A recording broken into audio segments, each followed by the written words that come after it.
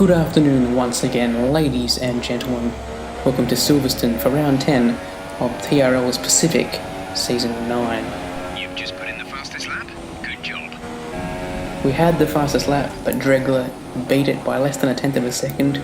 We had that margin here on our second flyer, but a mistake here at Luffield on the exit, a pretty basic one actually, cost me any chance of trying to best the Williams driver.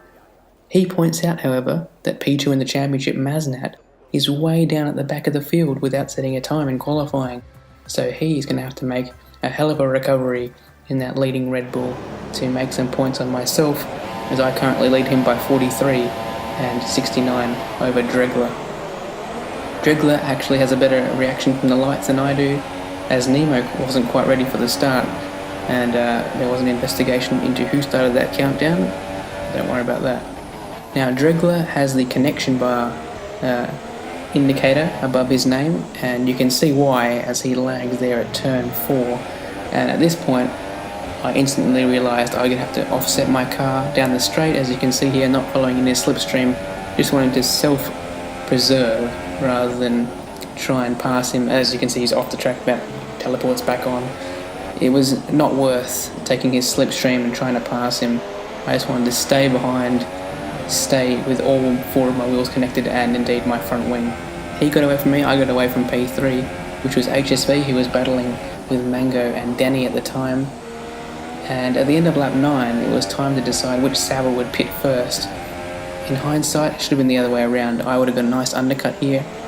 Either way, that's not what we decided to do. Danny pitted, as you can see, 2 cars in the pits there. One of them is her. Your pit window is now open. Unfortunately, she came out in traffic.